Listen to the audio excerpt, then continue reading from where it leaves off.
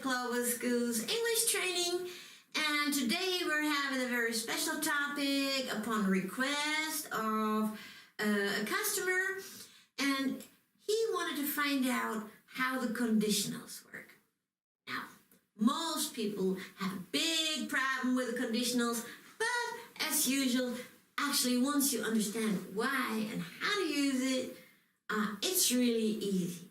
So let's start out with the first two conditionals, okay? Because many people mix it up with if clauses, but they have a very specific meaning that are important for business and even for private use. The first conditional is very important because we're using it for brainstorming and possibilities. So when I say, if I have time,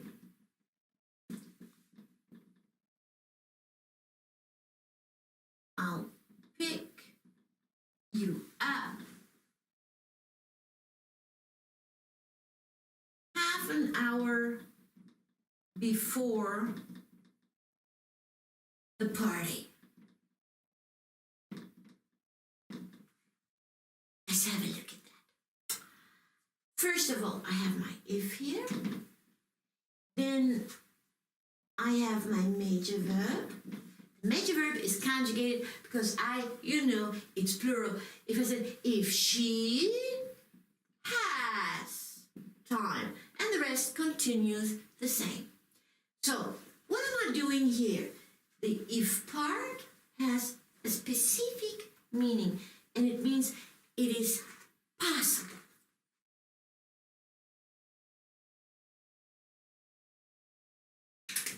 Many people understand it as a promise. Well, it's not a promise. It's just a possibility I'm mentioning to organize something with you.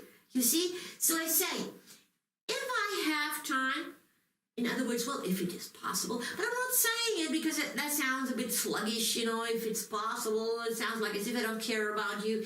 So I don't want you to understand it like that.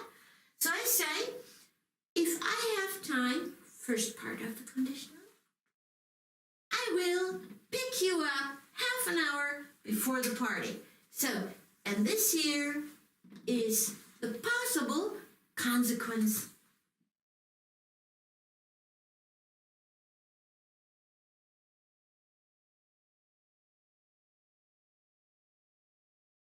Or a possible effect. Because basically what I'm saying, well, I can only pick you up if I have time. Now this sounds really rude, okay? Because it sounds like as if I don't care about you. So I use the first conditional basically to show you a possibility of action.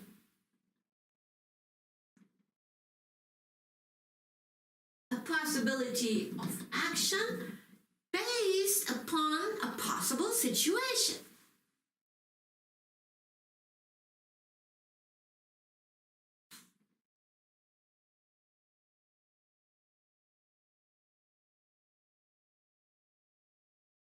Oopsie. Based upon a possible situation. So, here you go. And this is why we have two parts. If I have time is one part. I'll pick you up half an hour before the party. Now, this is a possible consequence. It's never a promise.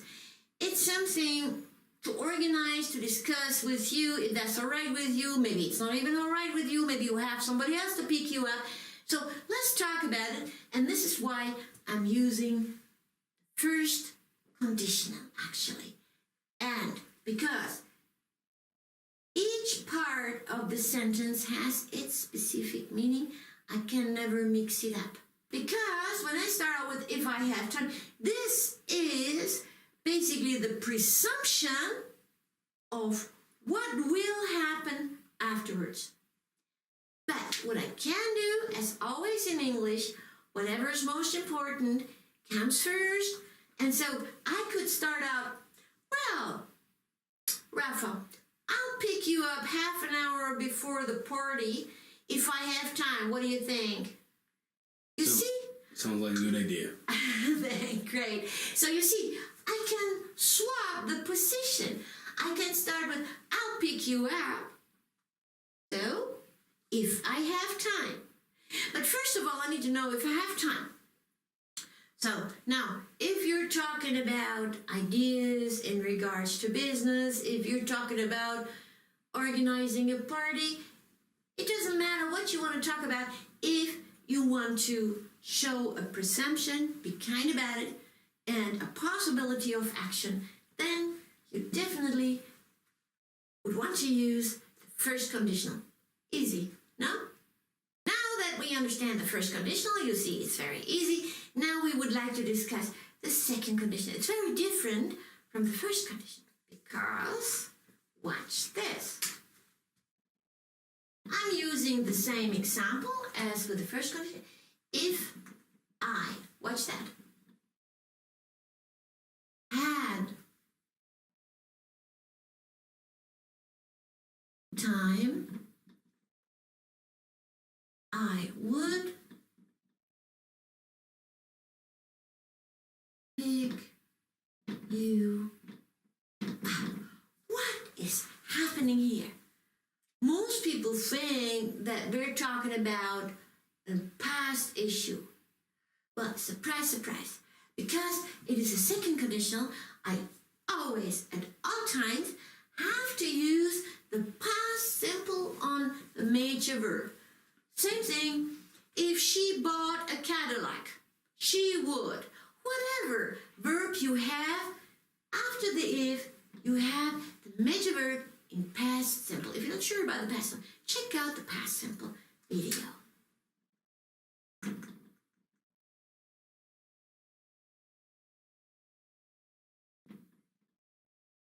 Always like that. So, again, we're having two different meanings in our second conditional. Here in our if part, what I'm actually saying is, well, I don't have time. Actually, it is a negation of the presumption, the possible action, the possibility.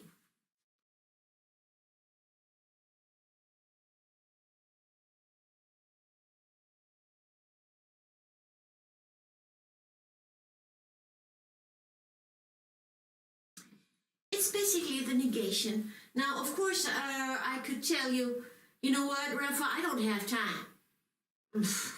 You know, you can say that and you're understood, of course, clear. But what I'm also saying, I wish I had the time.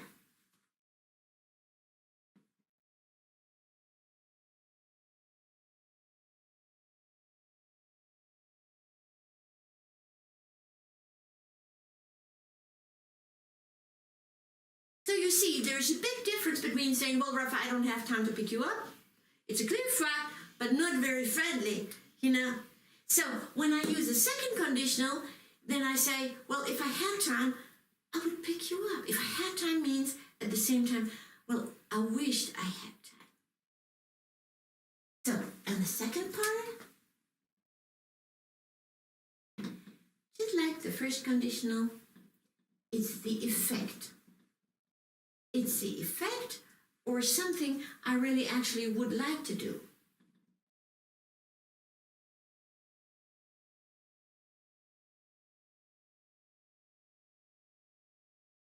But it's not possible.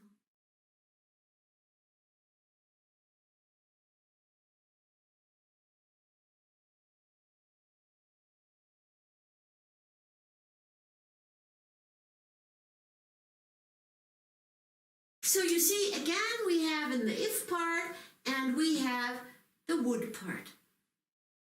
Again, you cannot mix, but you can switch the position. I could also say, look, I would pick you up if I had time. It's a very nice way of saying, well, I wish I had time, and if I had time, then I would pick you up. You see, I'm back at the second conditional. But please remember, it has absolutely nothing to do with past. It's a condition I am setting adding if I had time, but I'm saying, well, actually, I'm sorry, I don't have time. So whatever verb, whatever person you're talking, if she had time, if we had time, it doesn't matter which person you're talking about, it's always, the major verb is always in past simple. Here, I can give you even a special effect. Would you like to have a special effect, Rafa? Yeah. I would pick you up means, well, yeah, you know, I would like to, but it's not possible. I could pick you up. Here is like with a little question mark. Well, I could pick you up, but I'm still thinking about, is that okay with the rest of my schedule? This is what the could means. So the could has a little question mark where I'm asking myself. And here I should, also possible, pick you up. Remember the would, could, should lesson we had at the very beginning of global schools? When I use should here, then it's for me a clear, for myself, an order. Then I should pick you up.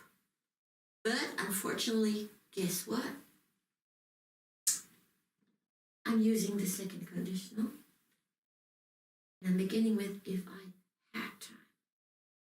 I wished I had time, but I don't. Unfortunately, it's not even possible to pick you up. But if I had time, I should pick you up. Then this is for me a clear order I feel obliged to, actually. Okay? So, this is already the whole magic of the first and second conditional. Check out the other lessons we've had on YouTube, and I'd be happy to get your feedback and your like, and please subscribe.